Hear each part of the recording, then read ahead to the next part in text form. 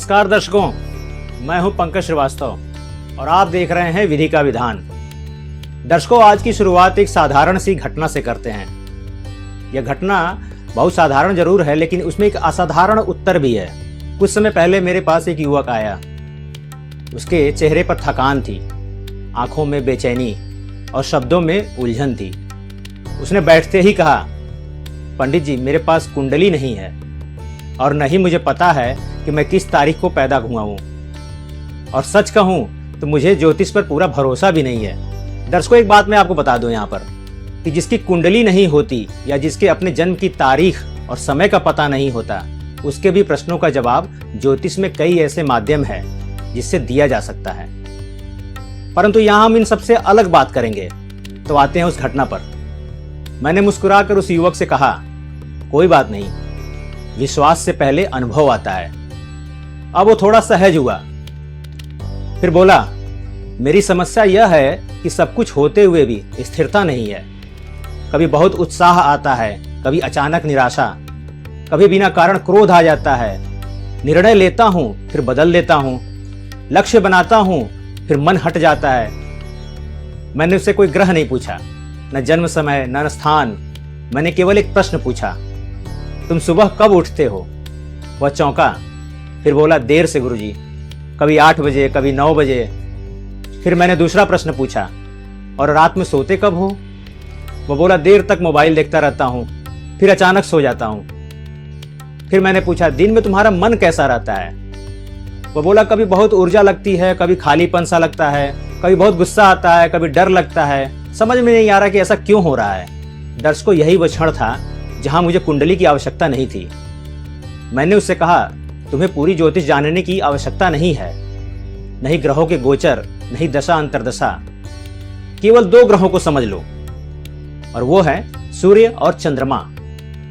यदि इन्हें संतुलित कर लिया जाए तो जीवन की आधी समस्याएं स्वयं समाप्त हो जाती हैं। वह हैरान था, सिर्फ 2 ग्रह? मैंने कहा, हाँ, सूर्य तुम्हारा आत्मबल है और चंद्रमा तुम्हारा मन है।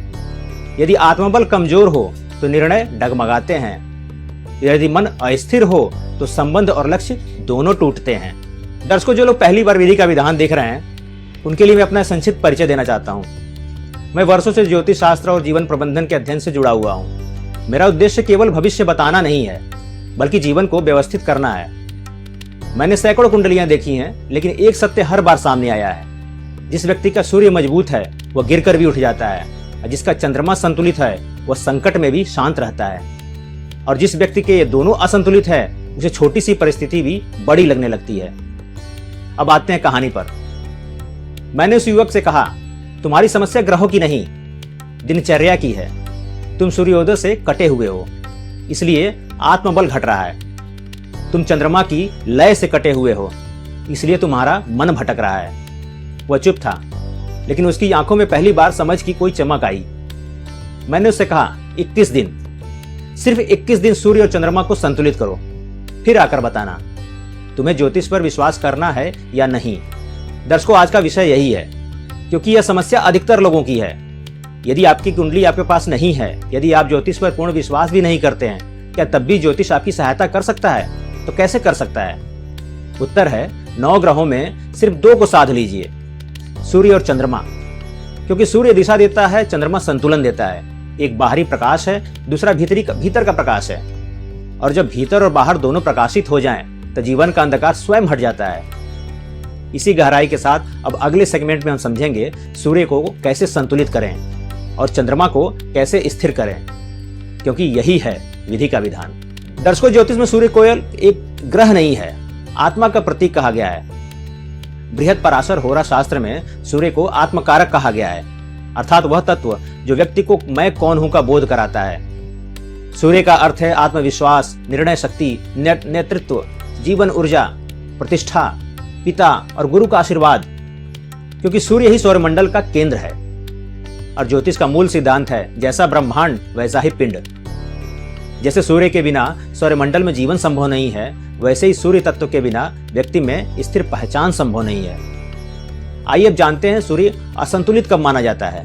यदि जीवन में बार बार ये संकेत दिखें, जैसे निर्णय लेने में डर लगे आपको, बार बार लक्ष्य बदलते रहें आप, अधिकार से टकराव होना शुरू हो जाए, पिता से दूरी या मानसिक असहमति हो जाए पिता से, आत्मविश्वास की कमी हो आपके अंदर, सम्मान की चिंता या हीन भावना, काम अधूरा छोड़ना आपकी आदत बन जाती है, तो ज्योतिष कहता है सूर्य तत्व कमजोर है। अब समझते हैं सूर्य को ज्योतिषीय मूल सिद्धांत क्या है। सूर्य अग्नि तत्व है। अग्नि का स्वभाव है प्रकाश देना, दिशा देना, परिशोधन करना। यदि अग्नि संतुलित है तो भोजन पचता है, और यदि अधिक हो अग्नि तो जलन होती है, यदि कम हो तो जड़ता आती है। इसी प्रकार सूर्य संतुलित हो तो आत्मबल स्थिर रहता है, अधिक हो तो अहंकारी और दंभ से भर देता है आपको, कमजोर हो तो आत्महीनता आती है। इसलिए सूर्य का संतुलन अहंकार बढ़ाना नहीं, स्वाभिमान जगाना है। अब आते हैं आज के एपिसोड के विषय की तरफ। क्या इसके लिए कुंडली देखना आवश्यक है? तो जवाब है नहीं, क्योंकि सूर्य प्रतिदिन उगता है, वह सबके लिए समान है। ज्योतिष का एक मूल नियम है, जो ग्रह प्रत्यक्ष दिखते हैं उनका प्रभाव सार्वभौमिक होता है। सूर्य और चंद्रमा हर व्यक्ति पर प्रत्यक्ष प्रभाव डालते हैं, इसलिए यदि कुंडली न भी हो तो भी सूर्य तत्व को साधा जा सकता है। दर्शकों, आइए अब जानते हैं सूर्य को संतुलित करने के गहरे और व्यावहारिक उपाय क्या हैं। पहला उपाय वही है जो आप जान रहे हैं, वो है सूर्योदय से पहले उठना। दर्शकों, सूर्य अनुशासन है। सूर्योदय से पहले का समय ब्रह्म मुहूर्त कहलाता है। इस समय वातावरण में सत्व गुण अधिक होता है। जो व्यक्ति इस समय उठता है उसकी दिनचर्या सूर्य की गति के साथ तालमेल बैठाती है। ज्योतिष का एक सिद्धांत है, ग्रहों से लड़िए मत, उनकी लय में चलिए। 21 दिन तक सूर्योदय के आसपास उठिए। देखिएगा आपके निर्णय स्पष्ट होने लगेंगे, ऊर्जा स्थिर होगी, आलस्य कम होगा, क्योंकि आपने अपने भीतर के सूर्य को बाहरी सूर्य से जोड़ दिया है। और दूसरा उपाय है सूर्य को अर्घ्य देना। आप तांबे के पात्र से सूर्य को जल अर्पित करें। तांबा सूर्य का धातु है और जल चंद्रमा का तत्व है। जब सूर्य की किरणें जल से होकर आंखों में आती हैं तो अग्नि और जल का संतुलन बनता है। यह केवल पूजा नहीं है, यह सूक्ष्म ऊर्जा चिकित्सा है। जल अर्पित करते समय संकल्प लें, मैं अपने जीवन में स्पष्टता और सत्य को स्वीकार करता हूं, क्योंकि सूर्य संकल्प का ग्रह है। इसके अतिरिक्त तीसरा उपाय यह है सत्य का अभ्यास। सूर्य सत्य भी है। झूठ बोलने वाला व्यक्ति भीतर से भयभीत रहता है। भय सूर्य को कमजोर करता है। सत्य बोलना कठिन हो सकता है, लेकिन सत्य आत्मबल देता है। ध्यान रहे, सत्य कठोरता नहीं, सत्य स्पष्टता है। जो व्यक्ति अपने निर्णयों की जिम्मेदारी लेता है उसका सूर्य मजबूत होता है। पिता का सम्मान और गुरु की प्रति कृतज्ञता सूर्य को स्थिर करती है, क्योंकि जब सूर्य संतुलित होता है तो व्यक्ति परिस्थिति से भागता नहीं, निर्णय टालता भी नहीं है, लक्ष्य स्पष्ट रखता है, आलोचना से टूटता नहीं है, सफलता से अहंकारी नहीं होता। वह जानता है मैं परिस्थिति नहीं, मैं चेतन निर्णय करता हूं। दर्शकों, याद रखिए, सूर्य मजबूत हो तो भाग्य बदलने की प्रतीक्षा नहीं करनी पड़ती। व्यक्ति स्वयं परिस्थितियां बदल लेता है, और यही है सूर्य का गहरा ज्योतिषी विधान, और यही है विधि का विधान। दर्शकों, बात चंद्रमा की करते हैं। यदि सूर्य आत्मा है तो चंद्रमा मन है। ज्योतिष के मूल सिद्धांतों में कहा गया है चंद्रमा मनसो जातः, अर्थात चंद्रमा मन का प्रतिनिधि है। बृहद पराशर होरा शास्त्र में चंद्रमा को मन का कारक कहा गया है, क्योंकि जीवन में जो कुछ भी हम अनुभव करते हैं वह पहले मन से गुजरता है। सूर्य दिशा देता है, लेकिन चलना मन को ही पड़ता है।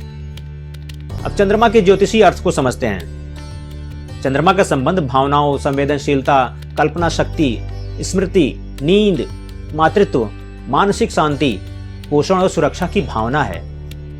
चंद्रमा जल तत्व है, और जल का स्वभाव है बहना, आकार ग्रहण करना, शीतलता देना। यदि जल स्थिर हो तो शांति देता है, और यदि अधिक हो तो बाढ़ की स्थिति आ जाती है, यदि कम हो तो सूखापन। इसी प्रकार चंद्रमा संतुलित हो तो मन शांत, अधिक संवेदनशील हो तो अति भावुकता, कमजोर हो तो कठोरता या अवसाद, डिप्रेशन। आइए जानते हैं चंद्रमा असंतुलित कब माना जाता है। यदि जीवन में ये बार बार संकेत मिलने लगे कि बिना कारण चिंता हो रही है, आपको अनिद्रा आ रही है, भावनात्मक अस्थिरता होती है, मूड स्विंग रहता है आपका, छोटी सी बात पर आप आहत हो जाते हैं, संबंधों में संवेदनहीनता आने लगती है, अत्यधिक कल्पना करने से भय की स्थिति बनती है, तो समझ लीजिए चंद्रमा तत्व असंतुलित है।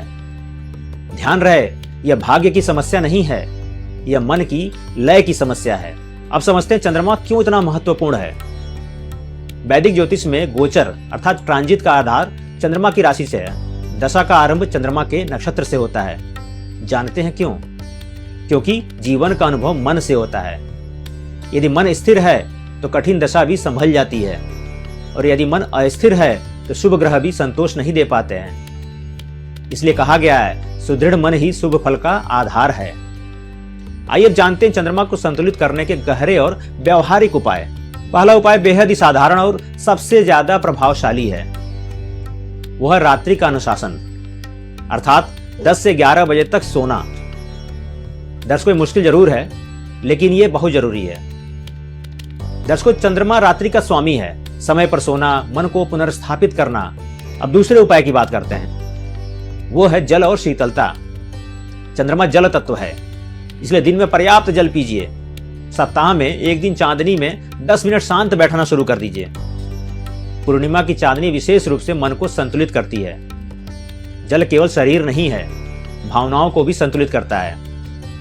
यदि मन अत्यधिक उत्तेजित हो तो ठंडे जल में हाथ पैर डालिए।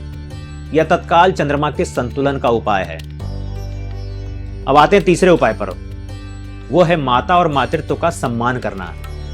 चंद्रमा माता का कारक है। यदि व्यक्ति मां से कट जाता है या मातृभाव का सम्मान नहीं करता तो मन में कठोरता आती है। मां का सम्मान या किसी वृद्ध महिला की सेवा करें। ये सब चंद्रमा को स्थिर करते हैं। ज्योतिष का एक मूलभूत नियम है, जिस तत्व को आप सम्मान देते हैं वह तत्व आपके जीवन में बलवान होता है। एक और उपाय आपको बता रहा हूं, वो है आपका आहार। आप सात्विक आहार को अपनाइए, क्योंकि चंद्रमा भोजन से भी जुड़ा हुआ है। बहुत अधिक मसालेदार तामसिक भोजन मन को अस्थिर करता है। दूध, चावल, फल, हल्का भोजन चंद्र तत्व को संतुलित करता है। दर्शकों, इस बात को आप अब तक जान चुके होंगे कि चंद्रमा और मन का गहरा संबंध है। जैसे समुद्र में ज्वार भाटा चंद्रमा से आता है, मन में भावनात्मक ज्वार भी चंद्रमा से ही आता है। पूर्णिमा के दिन भावनाएं तीव्र होती हैं। अमावस्या पर मन अंतर्मुखी होता है। यदि आप इन लयों को समझ लें तो अपने मन को दोष देना बंद कर देंगे। आप समझेंगे यह भी एक चक्र है, यह भी बीत जाएगा। दर्शकों, सूर्य आपको दिशा देता है, चंद्रमा आपको धैर्य देता है। यदि आत्मा और मन दोनों संतुलित है तो अन्य ग्रहों का प्रभाव भी सौम्य हो जाता है, क्योंकि अंततः जीवन बाहर नहीं भीतर से संचालित होता है। यही है चंद्रमा का गहरा ज्योतिषी विधान, और यही है विधि का विधान। दर्शकों, बात करते हैं 9 ग्रहों में केवल सूर्य और चंद्रमा क्यों ज्यादा महत्वपूर्ण हैं। ज्योतिष में 9 ग्रह बताए गए हैं: सूर्य, चंद्र, मंगल, बुध, गुरु, शुक्र, शनि, राहु और केतु। हर ग्रह जीवन के एक विशेष क्षेत्र को संचालित करता है, लेकिन एक गहरा सिद्धांत है जो प्रायः लोग समझ नहीं पाते। इन 9 ग्रहों में भी 2 ग्रह ऐसे हैं जो संपूर्ण कुंडली का आधार बनते हैं। वह हैं सूर्य और चंद्रमा। आखिर क्यों? क्योंकि सूर्य आत्मा है और चंद्रमा मन। और ज्योतिष का मूल सिद्धांत है आत्मा दिशा देती है, मन अनुभव करता है। यदि दिशा स्पष्ट है और मन संतुलित है तो परिस्थिति चाहे जैसी भी हो, व्यक्ति टूटता नहीं है। अब समझते हैं सूर्य और चंद्रमा का केंद्रीय सिद्धांत। वैदिक ज्योतिष में 2 प्रमुख आधार हैं। पहला है लग्न, जो शरीर और व्यक्तित्व है। दूसरा है चंद्र राशि, जो मन और अनुभव देता है। दशा चंद्र नक्षत्र से आरंभ होती है। आत्मकारक ग्रह की शक्ति जीवन का मूल स्वर निर्धारित करती है, यानी मन और आत्मबल दोनों ही फल अनुभव के केंद्र हैं। अब इसे ग्रहों के संदर्भ में समझिए। सबसे पहले शनि की परीक्षा को लेते हैं। शनि कर्म, विलंब और परीक्षा का ग्रह है। यदि सूर्य मजबूत है तो व्यक्ति जिम्मेदारी से नहीं भागेगा, और यदि चंद्र शांत है तो विलंब से निराश भी नहीं होगा। तब शनि दंड नहीं देंगे, वो शनि आपके लिए अनुशासन बन जाएंगे। बात अगर राहु के भ्रम की करें तो राहु महत्वाकांक्षा और माया का ग्रह है। यदि सूर्य कमजोर हो तो व्यक्ति बाहरी चमक में खो जाता है। यदि चंद्रमा स्थिर हो तो भ्रम और भय में उलझ जाता है। लेकिन यदि सूर्य संतुलित है तो विवेक रहेगा। यदि चंद्र शांत है तो आकर्षण में अंधापन नहीं होगा। तब राहु अवसर बनता है, भ्रम नहीं। बात अगर मंगल की करें तो मंगल शक्ति, साहस और क्रिया का ग्रह है। यदि सूर्य अहंकारी हो तो मंगल क्रोध बन जाता है। यदि चंद्रमा अस्थिर हो तो मंगल आवेग बन जाता है। लेकिन यदि सूर्य स्वाभिमानी और चंद्रमा संयमित हो तो मंगल अनुशासन बनाता है। ऊर्जा सही दिशा में लगती है। अब जानते हैं केतु का वैराग्य कैसे सूर्य और चंद्रमा से प्रभावित होता है। दर्शकों, केतु विरक्ति और आध्यात्मिकता का ग्रह है। यदि सूर्य कमजोर हो तो केतु हीन भावना दे सकता है। यदि चंद्रमा असंतुलित हो तो केतु उदासी दे सकता है। लेकिन यदि सूर्य आत्मबोध दे रहा है और चंद्रमा स्थिर है तो केतु ज्ञान बन जाता है और वैराग्य संतुलित होता है। दर्शकों, ज्योतिष का एक गहरा सिद्धांत है, ग्रह स्वयं सुख दुख नहीं देते, वे परिस्थितियां देते हैं। सुख या दुख का अनुभव मन करता है और परिस्थिति का सामना आत्मबल करता है। इसलिए यदि आत्मबल अर्थात सूर्य मजबूत हो और मन अर्थात चंद्रमा शांत हो तो बाकी ग्रहों का प्रभाव मध्यम हो जाता है। ज्योतिष का सार यही है, 9 ग्रह जीवन के 9 आयाम हैं और सूर्य और चंद्रमा जीवन की धुरी हैं। यदि ये दोनों ठीक हैं तो ग्रहों की चुनौती अवसर बनती है। यदि दोनों असंतुलित हैं तो शुभ योग भी संतोष नहीं दे पाते हैं। तो दर्शकों, भाग्य बदलने की प्रतीक्षा मत कीजिए, पहले आत्मबल जगाइए, फिर मन को शांत कीजिए। जब सूर्य दिशा देता है और चंद्रमा संतुलन देता है तब ग्रह शत्रु नहीं रहते, वे शिक्षक बन जाते हैं। और यही है ज्योतिष का मूल विधान और यही है विधि का विधान। दर्शकों, समझते हैं कि बिना कुंडली के भी ज्योतिष कैसे मदद करता है। तो एक बात स्पष्ट समझ लीजिए, ज्योतिष केवल भविष्य बताने का साधन नहीं है, यह जीवन को लय में लाने की विद्या है। अक्सर लोग सोचते हैं ज्योतिष का अर्थ है कुंडली, दशा, गोचर और भविष्यवाणी, लेकिन शास्त्रों में ज्योतिष को वेद का नेत्र कहा गया है। नेत्र क्या करता है? दिशा दिखाता है। ज्योतिष का मूल उद्देश्य भय उत्पन्न करना नहीं है, चेतना जागृत करना है। आपको अपनी जन्म तिथि न पता हो, जन्म समय का स्पष्ट न ज्ञान हो या आप ग्रहों को पूर्ण विश्वास भी नहीं करते हो, फिर भी क्या सूर्य उगना बंद कर देगा? क्या चंद्रमा अपनी कला बदलना छोड़ देगा? नहीं। ज्योतिष का एक मूल सिद्धांत है, ग्रह केवल आकाश में नहीं, जीवन की दिनचर्या में भी प्रकट होते हैं। यदि आप प्रकृति के लय में जीना सीख लें तो आप बिना कुंडली भी ग्रहों को अनुकूल कर सकते हैं।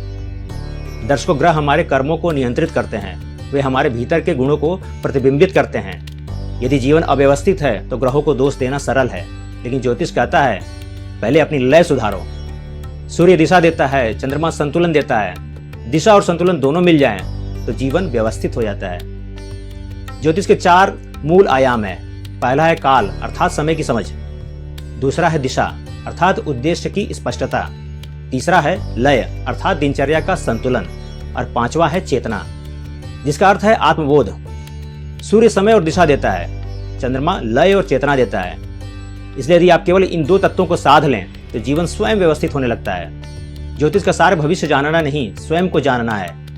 यदि आप सूर्योदय से जुड़ जाएं, सत्य का अभ्यास करें, शरीर को सक्रिय करें, समय पर विश्राम लें, भावनाओं को स्वीकार करें, मातृत्व भाव का सम्मान करें, तो आप बिना कुंडली भी ज्योतिष के अनुकूल जीवन जी रहे हैं। और यही है ज्योतिष का व्यावहारिक, वैज्ञानिक और आध्यात्मिक रूप। दर्शकों, भाग्य को बदलने से पहले अपनी लय बदल लीजिए। सूर्य को जागृत करने से पहले अपने संतुलन को बढ़ाइए, चंद्रमा को शांत रखिए, बाकी ग्रह स्वयं संतुलित होने लगेंगे। यही है विधि का विधान। दर्शकों, मैं आपको इस विधान से जुड़ा एक ऐसा रहस्य बताने जा रहा हूं जिससे आपके बच्चों का भविष्य उज्जवल हो सकता है। इसलिए मैं यह प्रयोग आपसे नहीं, आपके बच्चों से जोड़कर बताना चाहता हूं। आज की सबसे बड़ी चिंता क्या है? बच्चों में चिड़चिड़ापन, मोबाइल की लत, ध्यान की कमी, आत्मविश्वास की कमी, नींद की समस्या। हम बच्चों को ट्यूशन पढ़ा रहे हैं, कोचिंग पढ़ा रहे हैं, लेकिन क्या हम उनकी लय ठीक कर रहे हैं? ज्योतिष कहता है बच्चे की कुंडली से पहले उसका सूर्य और चंद्रमा संतुलित होना चाहिए। आइए जानते हैं बच्चों का सूर्य कैसे मजबूत करें। सूर्य आत्मविश्वास है, नेतृत्व है, निर्णय की क्षमता है। यदि बच्चा देर से उठता है, सुबह की रोशनी नहीं देखता, दिन की शुरुआत मोबाइल से करता है, तो उसका सूर्य तत्व कमजोर होता है। 21 दिन तक बच्चे को सूर्योदय के आसपास उठाइए, उसे खुली हवा में ले जाइए, सूरज की पहली रोशनी चेहरे पर पड़ने दीजिए। यह केवल स्वास्थ्य नहीं, आत्मबल का संस्कार है। उसे सिखाइए दिन की शुरुआत कृतज्ञता से करो, डर से नहीं। धीरे धीरे आप देखेंगे बच्चा अधिक आत्मविश्वासी हो रहा है। और बच्चों का चंद्रमा कैसे संतुलित करें? चंद्रमा मन है, भावना है, संवेदनशीलता है। आज बच्चे देर रात तक स्क्रीन देखते रहते हैं, नींद अधूरी होती है, मन अस्थिर होता है। 21 दिन का नियम बनाइए, रात 10 बजे तक पूरा घर शांत हो जाए, मोबाइल से दूरी बनाइए, हल्की बातचीत कीजिए और समय पर नींद लेना शुरू कर दीजिए। सोने से पहले बच्चे से पूछिए आज तुम्हें किस बात की खुशी हुई। उसे लिखने की आदत डालिए। यह छोटी सी आदत उसके मन को स्थिर करेगी, क्योंकि जब सूर्य मजबूत और चंद्रमा संतुलित होगा तो एकाग्रता स्वतः आ जाती है। ध्यान का अर्थ बच्चों के लिए कठिन साधना नहीं है, सिर्फ 5 मिनट आंखें बंद करके धीरे धीरे श्वास लेना सिखाइए। 21 दिन में आप देखेंगे पढ़ाई में ध्यान दे रहा है बच्चा आपका, गुस्सा कम हुआ है, डर कम हुआ है। दर्शकों, बच्चे वही सीखते हैं जो देखते हैं। यदि माता पिता देर रात तक जागेंगे तो बच्चा भी जागेगा। यदि घर में सुबह शांति होगी तो बच्चा भी शांत रहेगा। सूर्य चंद्रमा का संतुलन केवल बच्चे का नहीं, पूरे परिवार का होना चाहिए। दर्शकों, यदि आज हम बच्चों को सूर्य की ऊर्जा और चंद्रमा की शांति से जोड़ दें तो उन्हें हम केवल सफल नहीं, संतुलित बनाएंगे। और संतुलित बच्चा ही उज्जवल भविष्य का आधार है।